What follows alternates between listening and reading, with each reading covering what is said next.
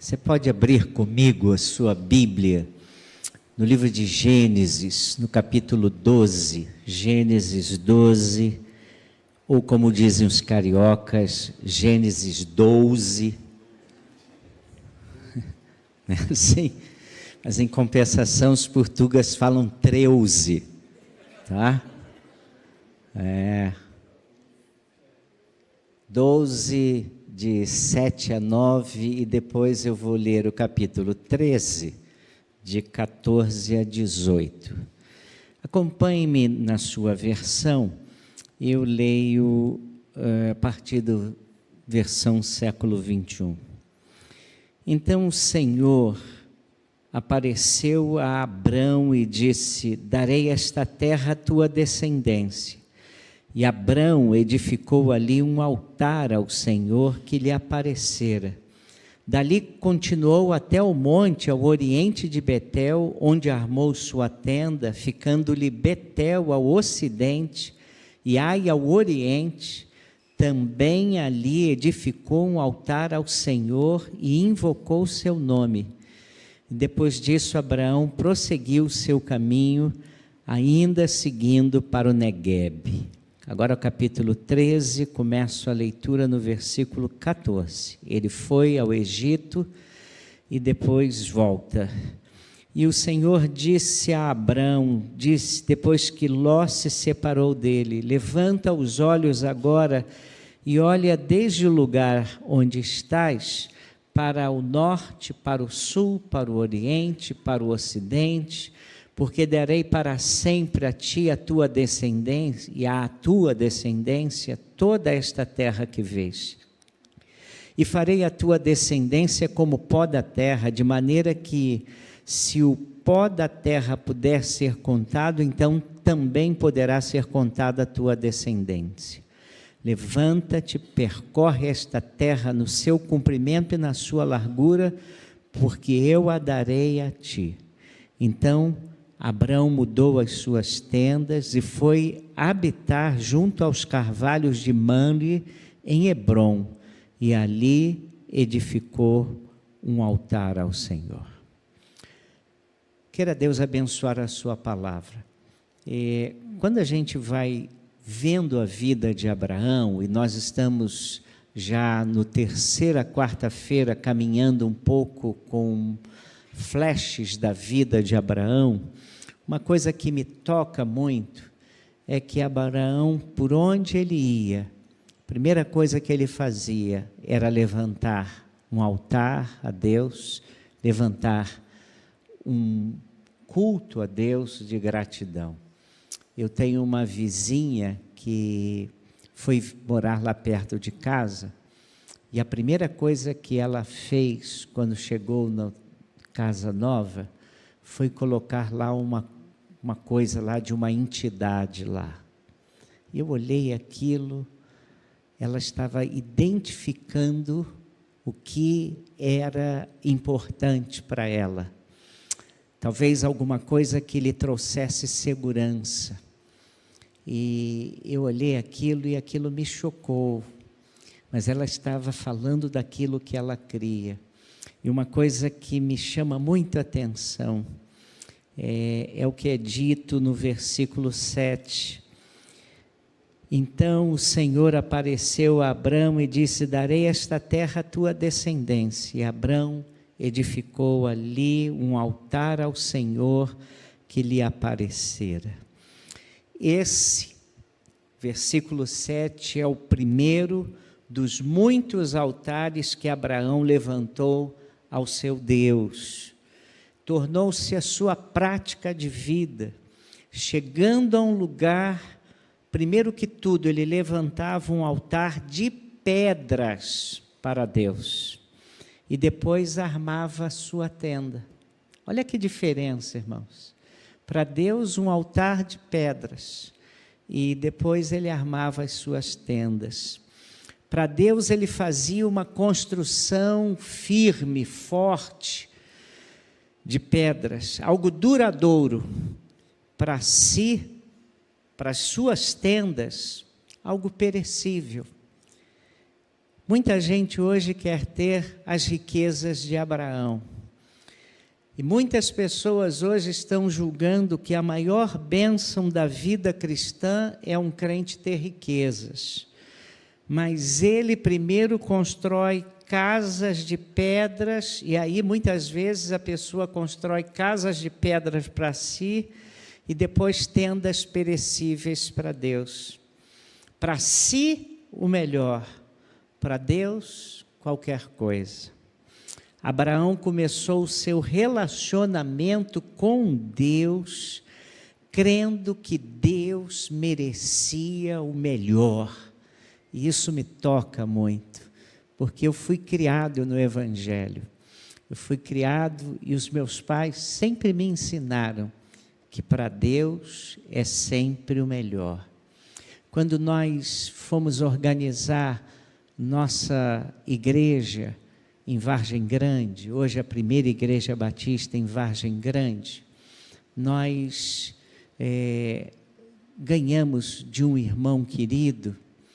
Ele falou para a gente, ele acompanhou o nosso trabalho desde que começamos com crianças, aquele trabalho foi crescendo, vieram as crianças, depois os pais das crianças vieram ver o que as crianças estavam aprendendo, os pais começaram a se converter, e nós começamos a batizar os pais, e aquele trabalho cresceu, mercê de Deus, e também por muito trabalho de um irmão querido, que na quarta-feira passada estava aqui conosco, está doente, nosso irmão Ivanir Pires.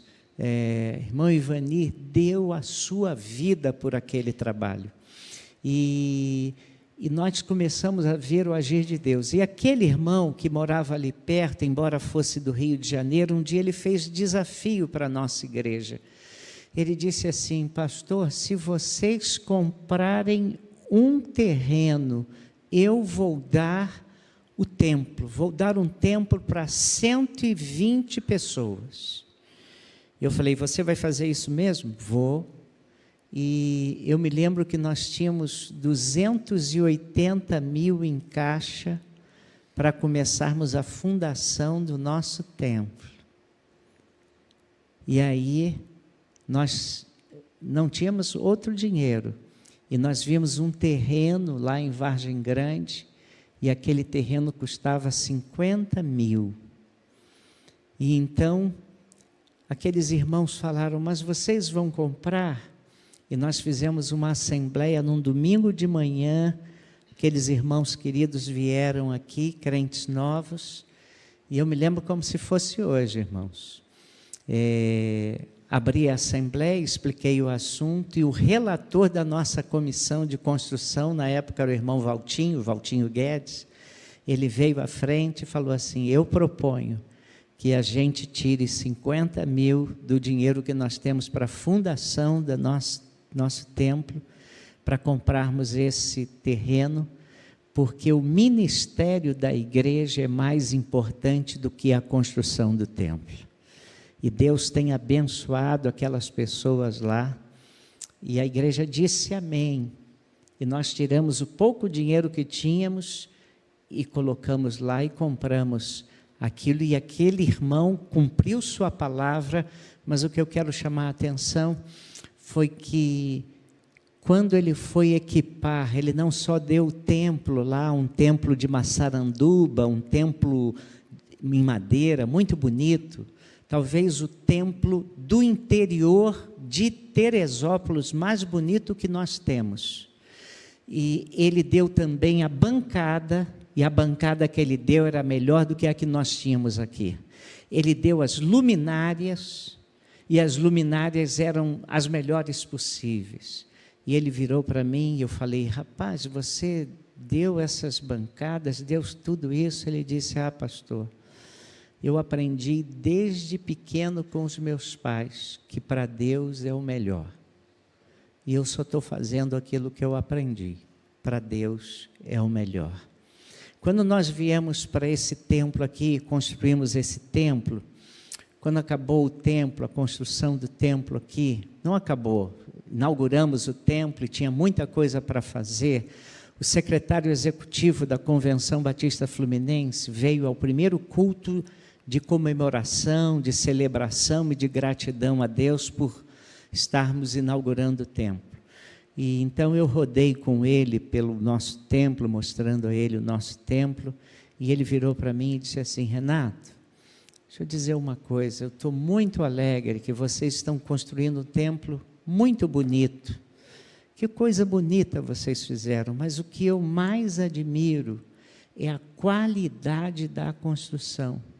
Vocês não estão fazendo só um templo bonito, a gente vê que a qualidade é boa, porque eu aprendi, dizia-me ele, que para Deus a gente faz o melhor. Abraão começou a se relacionar com Deus, dando o melhor para Deus.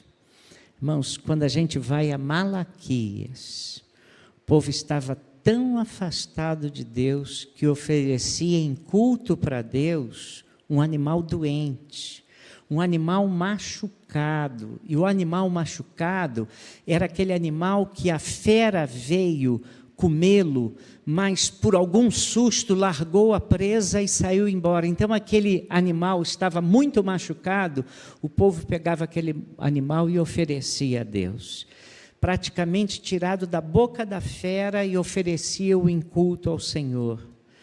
E Deus disse: deem esse tipo de oferta ao governador de vocês e vejam se o governador de vocês vai receber essa oferta. Olha o que ele diz em Malaquias 1:8. Quando ofereceis em sacrifício um animal cego, isso não é errado?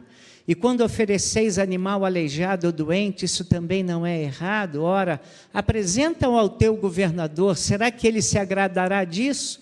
Ele vos atenderá? Pergunta ao Senhor, Deus, o Senhor dos exércitos. E Abraão fez exatamente o oposto. Em primeiro lugar, levantar o altar ao Senhor. E começou a levantar um altar ao Senhor num ambiente pagão. Diz o versículo 7, os cananeus viviam naquela região. Ele passava por onde os pagãos estavam, mas não se ajuntou moralmente a eles, não foi influenciado por eles.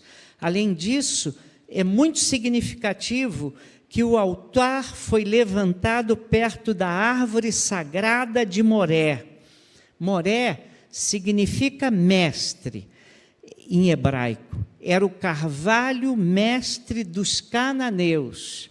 Os seus sacerdotes, segundo os historiadores, eles tomavam alucinógenos e deitavam-se nus debaixo desses carvalhos para interpretar o barulho do vento nas copas das árvores como augúrios divinos. Desculpe a expressão bem popular, ficavam doidões, e lá doidões deitados, nus, ouvindo aquele barato, desculpe a expressão, e dando uma interpretação mística para aquilo, e tinha gente que acreditava naquilo. Irmãos, tendo desprezado Deus, os gentios foram desprezados por ele. É assim que o apóstolo Paulo, resumidamente, diz o que aconteceu com os gentios, os não-judeus, segundo Romanos 1, 18 e 19.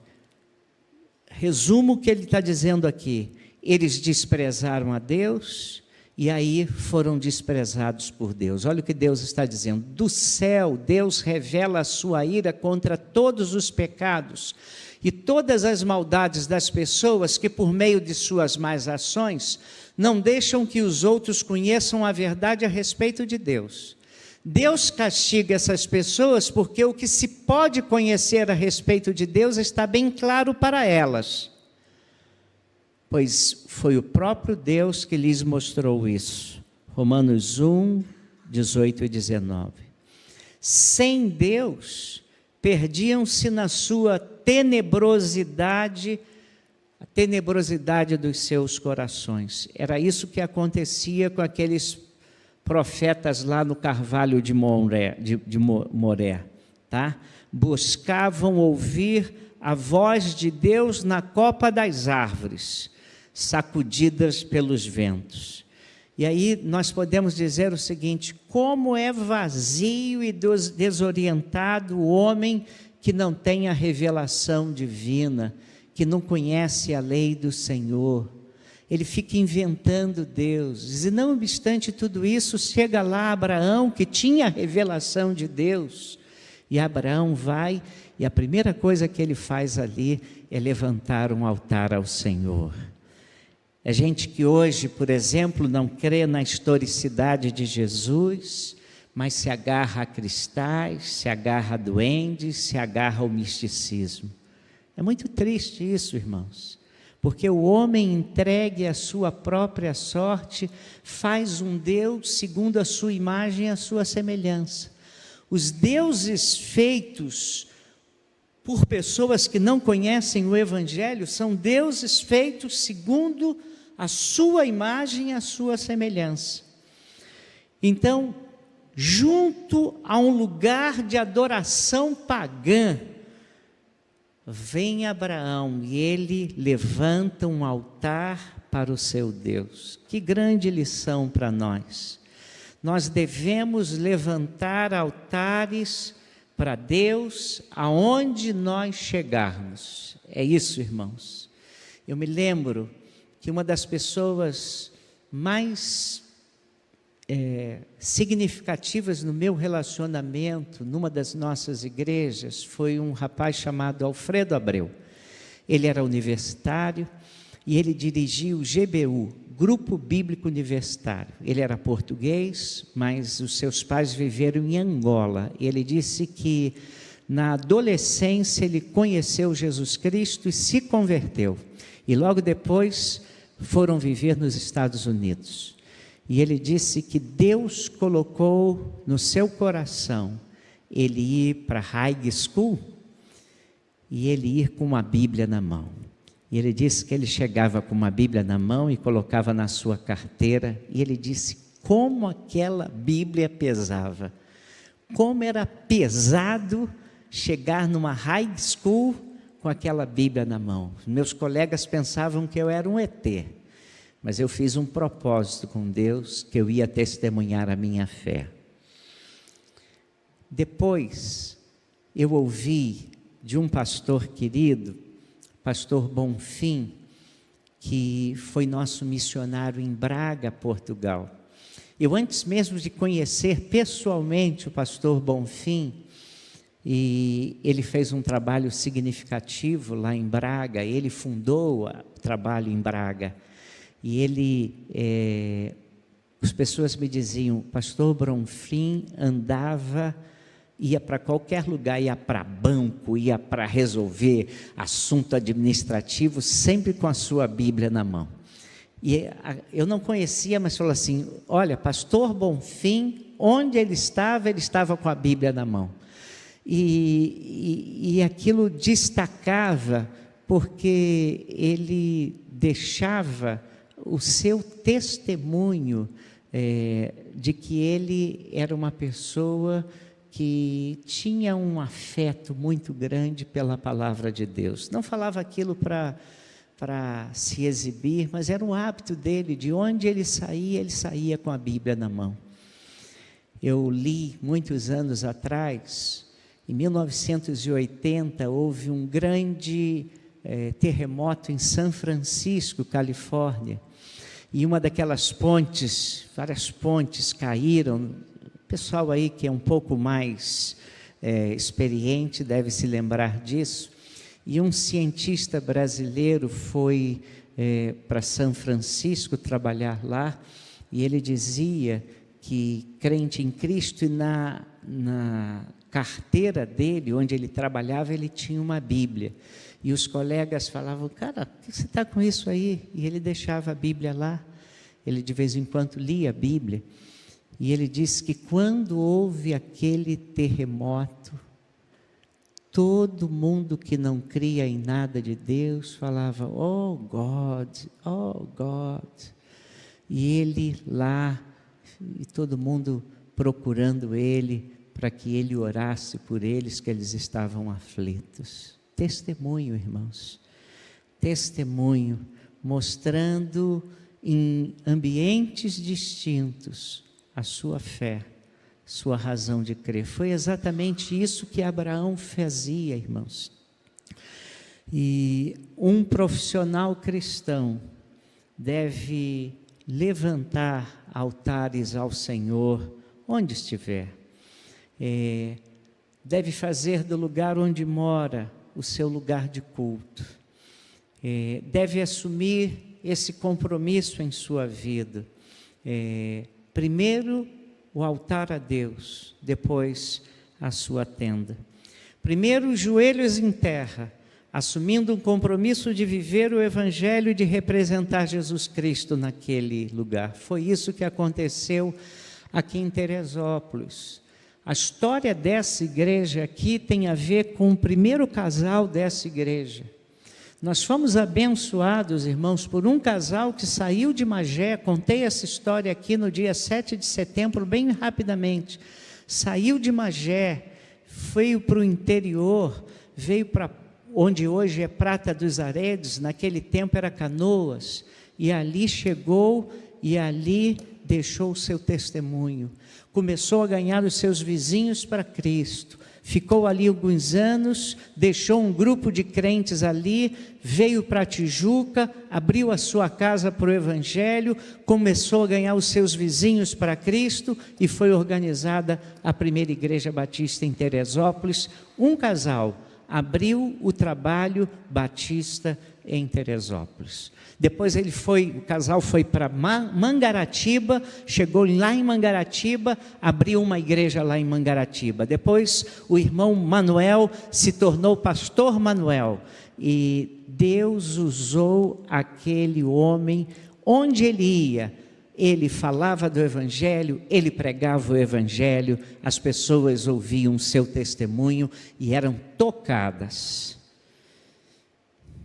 E aí Jesus nos diz alguma coisa parecida. Ele diz: buscai primeiramente o reino de Deus e a sua justiça, e todas as demais coisas vos serão acrescentadas. Ou como diz na linguagem de hoje, portanto, ponham em primeiro lugar na sua vida o reino de Deus e aquilo que Deus quer, e Ele lhes dará todas essas coisas. Mateus 6,33. Muito bem, irmãos. Primeira coisa que eu noto em Abraão, quando eu vejo ele chegando e levantando altares, é que a prioridade dele era o Deus. A prioridade dele era o seu altar ao Senhor. E o segundo fato é que ele fazia isso no meio dos pagãos. Ele marcava a sua presença. Ele deixava bem claro quem ele era e a quem servia, e ele não se intimidava. E quantas vezes nós nos intimidamos, irmãos? Quantas vezes nós somos muito tentados a nos intimidar. Muitos crentes têm medo de assumir a sua fé e omitem o seu testemunho. E eu me lembro de outro personagem bíblico, Daniel. Mesmo com um decreto contrário à sua fé, ele não teve receio de se ajoelhar e de orar ao seu Deus. Vocês sabem a história. E a Bíblia diz que ele fez isso com as janelas abertas, sem receio do que lhe viesse. Isso está em Daniel 6, versículo 10. Daniel, pois, quando soube que o edito estava assinado, entrou em sua casa. Ora, havia no seu quarto janelas abertas do lado de Jerusalém. E 3 vezes no dia se punha de joelhos e orava, e dava graças diante do seu Deus, como também antes costumava fazer. Fazia antes do decreto proibindo, continuava fazendo depois do decreto.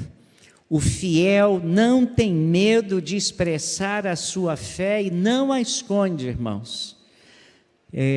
Muitos dos neopentecostais, eles gostam de associar riqueza de Abraão com a sua fé. E não leem e não prestam atenção à Bíblia, que Abraão já era rico lá em Ur. Ele já era rico, tá? Ele sai de Ur com seus servos, com os seus bens. Ele foi ficando rico, mais rico ainda, tá? E muitos pensam isso. O primeiro, eles ignoram que Abraão já era rico antes de se comprometer com Deus. E o segundo, eles deixam de enfatizar que a maior marca de sua fé era a sua obediência e a sua lealdade para com Deus em termos de caráter. Abraão era um homem espiritual, enquanto Ló, seu sobrinho, e nós já vimos isso quando estudamos o primeiro ponto sobre a vida de Abraão, e falamos primeiro sobre Ló. Enquanto Ló se preocupava com uma cidade para morar, e Ló, os irmãos lembram-se, ele foi colocando tendas cada vez mais próximas a Sodoma, até chegar lá em Sodoma. Daqui a pouco eu vou voltar a falar sobre isso. Mas enquanto Ló se preocupava com uma cidade onde iria morar, antes do juízo divino sobre Sodoma e Gomorra, Abraão, que não morava lá, intercedia a Deus pela vida de Ló e pela vida dos habitantes de Sodoma. Mais importante na nossa vida com Deus não é se Deus vai nos dar bens, se Deus vai nos dar saúde. Isso, irmãos, não é tão importante, embora seja a bênção de Deus, saúde. Mas isso pertence à soberania de Deus. A sua graça e a sua bondade são imensuráveis na vida de todos aqueles que são seus. Ele nunca nos dará nada de mal e sempre nos dará o que for melhor para nós. Então fiquemos tranquilos, tá? Deus nos dará o que Ele quiser nos dar. O mais importante é a nossa lealdade para com Ele. Isso que é importante. E é isso que me toca em Abraão, quando, para onde ele vai, ele levanta um altar. Que nossa vida possa ter aquela admiração que me toca também na Bíblia, em 2 Reis 4:9, há uma mulher que observa um homem e fala para o seu marido: eu tenho a certeza de que esse homem que vem sempre aqui é um santo homem de Deus. Irmãos, que se diga de nós, por onde nós passarmos, que com contato conosco, as pessoas vejam que nós temos compromissos com Deus. Irmãos, qualquer pessoa do mundo, mesmo ímpio, pode ter riquezas, mas só um homem e uma mulher de Deus pode ser objeto de um comentário como este. E essa deveria ser a nossa maior vontade, ter um caráter de pessoas comprometidas com Deus, a ponto dos outros verem isso em nós. E esse é um grande desafio para a nossa vida. Então, irmãos, coisa mais impressionante em Abraão não foram os seus bens, mas foi o seu caráter de pessoa obediente a Deus. E ele nos sinaliza em sua atitude como se alcança isso. Para Deus, um altar em primeiro lugar. As primícias dos seus bens, as primícias do seu tempo, as primícias do seu afeto, as primícias das suas emoções, para Deus. Para Deus o primeiro lugar, para Deus o duradouro. depois as outras coisas. Irmãos, isso deu certo na vida de Abraão. Irmãos, muito bem, deixa eu caminhar um pouco, tá? E aí, irmãos, há um texto na Bíblia que eu gosto muito, em Hebreus 6, versículo 10, que diz assim: Deus não é injusto, Ele não esquece o trabalho que vocês fizeram, nem o amor que lhe mostraram na ajuda que deram, e ainda estão dando aos seus irmãos e irmãs na fé.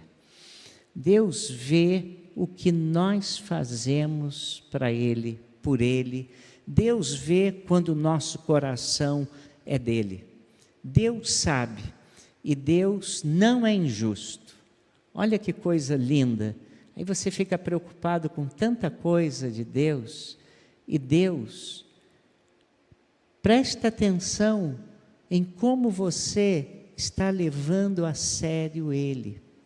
E Ele diz: Deus não é injusto, Ele não esquece o trabalho que vocês fizeram, nem o amor que lhe mostraram. Fizeram isso aqueles irmãos ajudando outros, mas Deus está dizendo isso: sirva a Deus, sirva os seus irmãos e deixe o resto com Deus. Agora, irmãos, eu queria adiantar e ir para Gênesis 13, versículo 18. Diz assim: assim Abrão desarmou o seu acampamento e foi morar perto das árvores sagradas de Mamre, na cidade de Hebrom, e ali Abraão construiu um altar para o Deus eterno. Já vimos, quando estudamos Ló, que Ló, quando se separa de Abraão, ele escolheu as terras férteis para o lado de Sodoma e Gomorra e foi armando tendas aos poucos até chegar em Sodoma. Aos pouquinhos, cada dia ele estava mais perto de Sodoma até que chegou lá e ficou lá. Mas Abraão tomou uma decisão e um destino totalmente diferente. Abraão adotou esse costume de levantar altares aonde chegava, irmãos. E agora, esse texto diz que o que fez Abraão? Armou sua tenda, não aos pouquinhos, mas de vez, próximo às árvores sagradas de Mamre. Provavelmente um carvalhal onde estava centrado também o carvalho de Moré, tá? Visto anteriormente. Se Mamre não tinha a imoralidade de Sodoma, tinha o paganismo da adoração das árvores sagradas. E Abraão foi lá, não como Ló, que foi aos pouquinhos para Sodoma, mas há uma diferença fundamental entre os dois. Ali ele edificou um altar para o Senhor. Este era um dos traços marcantes da sua personalidade. Chegava num ambiente pagão e se identificava. Reduto de sacerdotes pagãos, mas ali levantava um altar ao seu Deus. E aí nós podemos estabelecer uma diferença entre esses dois servos de Deus, tá? Porque Ló, a Bíblia diz que era um homem justo, está lá em Pedro, tá? Um assimilava os padrões do ambiente onde ele se estabelecia. O outro marcava a presença, afirmando a sua fé em Deus.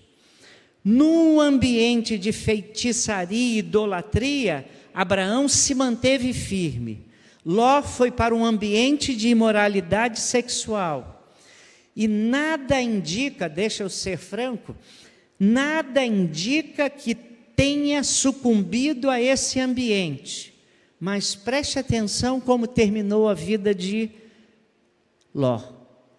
Ló terminou seus dias em imoralidade sexual, praticando incesto com as suas filhas. Você pode dizer até que ele nem foi culpado por isso, estava bêbado. Mas ele termina os seus dias assim. Você está entendendo? geraram dois povos que se tornaram problemas monumentais para o povo de Deus. E deixa eu dizer uma coisa para os irmãos: como Ló atrapalhou. Mamre não deixou marcas no caráter de Abraão, mas Sodoma e Gomorra deixaram marcas na vida de Ló. Eu estou destacando os irmãos. Um se identificou logo, e ao se identificou, aquilo contribuiu para ele deixar o seu testemunho, manter o seu testemunho. O outro ficou e foi engolido pelas cidades de Sodoma e Gomorra. A questão que se nos põe é esta: qual dos dois é o nosso modelo? Levantamos altares para o nosso Deus em ambientes hostis, ou assimilamos os padrões do ambiente onde nós estamos? E um amigo meu estava me dando um folheto, que a gente agora chama de folder, né? Era um folheto. Antigamente era folheto, agora é folder, né, irmãos? Ele estava dando um folder de uma instituição evangélica. E o folheto dizia o seguinte, que a única maneira de criar um novo homem e um futuro é pela política. É isso mesmo que eu estou falando. O folheto, o folder, dizia que a única maneira de se criar um novo homem e um futuro é pela política. Aí o que vocês acham disso, irmãos? Estranho, né? Porque a instituição era evangélica, irmão. Se fosse uma instituição aí, daí de fora, a gente ia ler isso, muita gente pensa e crê nisso mesmo, né? Mas o mais estranho de tudo é que quem escreveu isso, esse coisa e regia essa instituição, se chamava de teólogo. O cara era um teólogo e estava dizendo que só se podia ter um futuro promissor e um homem novo através da política. E esse teólogo e a instituição tal entendiam que o seu trabalho não vale nada, só a atividade política pode fazer aquilo que o Evangelho promete: criar um homem novo e um mundo novo, né? E para piorar essa situação, a instituição declara que religião é uma manifestação social. Irmãos, e eu recebi aquilo, comecei a ler, o amigo me deu, e eu falei assim: rapaz, esses caras estão pregando política para mudar o mundo, e o cara se diz teólogo e não fala nada do Evangelho. E a Bíblia diz que se alguém está em Cristo, nova criatura há. E o sujeito, se não fosse teólogo, eu nem ia chorar, mas vendo aquilo eu vou chorar. Mas eu fico nesses dias vendo, irmãos, que nós vivemos dias tão difíceis, e difíceis também no nosso Brasil, e muitos crentes estão apostando que nós vamos mudar a vida do Brasil através de política, através de político. Eu nem quero mais tocar nisso, porque eu quero ressaltar aos irmãos: o Evangelho, o poder do Evangelho muda o nosso Brasil a partir das nossas vidas transformadas, começando Deus em nós, ou então não há esperança para o nosso Brasil. Eu tinha 9 anos de idade, entrei na escola, o Brasil era um país do futuro. Eu já sou ancião, irmãos. Eu já sou um ancião. Daqui a alguns dias eu vou embora. E o Brasil nem mais do futuro é, porque ninguém mais acredita no futuro do Brasil, infelizmente. E as pessoas estão pensando que a política vai mudar o Brasil. Alguma coisa está errada com o nosso Evangelho. Irmãos, isso soa parecido com Ló, mais com Ló do que com Abraão. Essa visão é a visão de Ló, não em termos de moral, mas que sermos afetados pela cultura do mundo.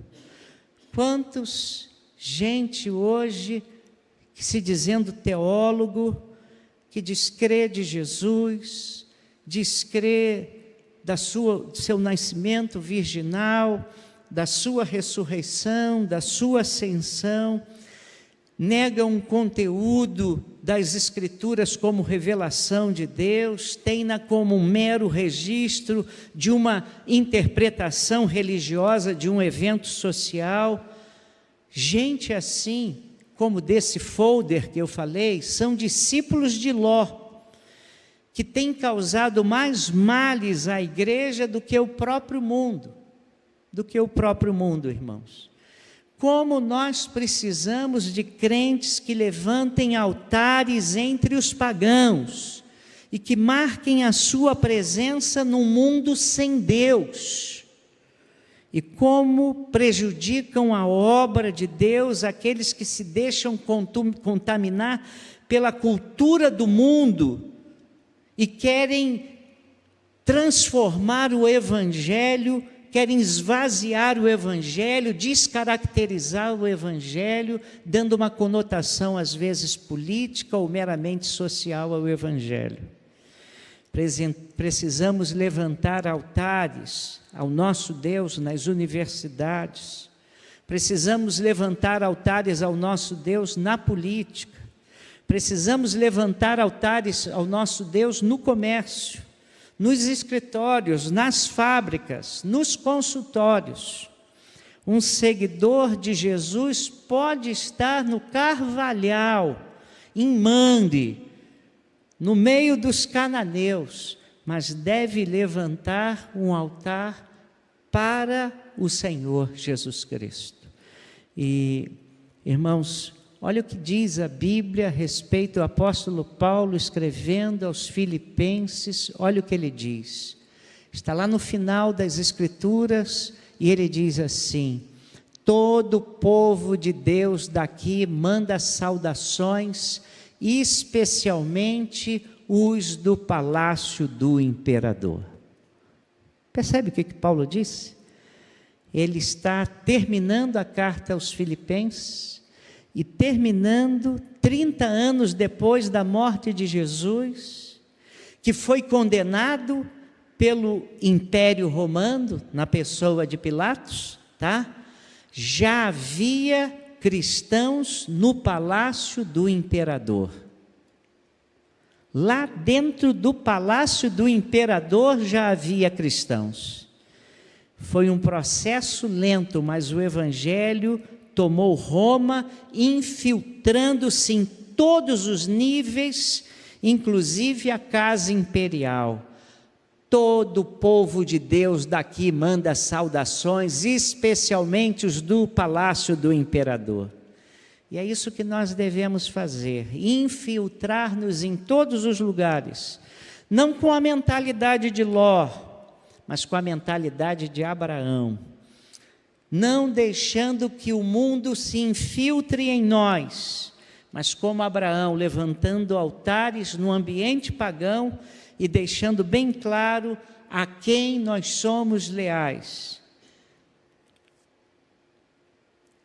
E aí o apóstolo Paulo, escrevendo aos Romanos, logo no início, diz um texto que nós conhecemos muito bem. Olha o que Paulo diz, você pode ler comigo? Eu não me envergonho do Evangelho, pois ele é o poder de Deus para salvar todos os que creem, primeiro os judeus e também os não judeus. Que coisa bonita, irmãos, o apóstolo Paulo. E quando Paulo diz assim, eu não me envergonho, é porque era fácil se envergonhar, era difícil dar a cara. E Paulo, percebendo que muitos cristãos seriam tentados a se envergonhar, e vocês se lembram que Paulo, escrevendo aos Coríntios, ele fala da cruz e ele diz que o Evangelho não chegou aos portentosos, aos ricos, aos maiorais, chegou aos pobres, chegou à classe mais baixa. Então, as pessoas podiam se envergonhar, e Paulo diz, eu não me envergonho. E irmãos, muitas vezes nós somos tentados, dependendo do ambiente, a baixarmos a nossa guarda, a diminuirmos o padrão do Evangelho para sermos aceitos pelo mundo. Ai de nós, que Deus tenha misericórdia de nós. E o nosso desafio, o desafio e exemplo deixado por Abraão, é por onde passarmos, construirmos altares. Altares que mostrem, nós somos de Jesus. Eu sou de Jesus, aleluia.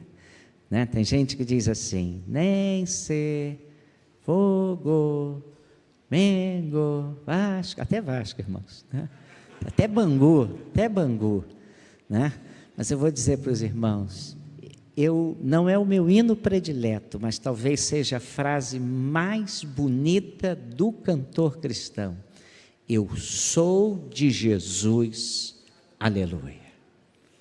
É isso, irmãos, que Deus nos abençoe.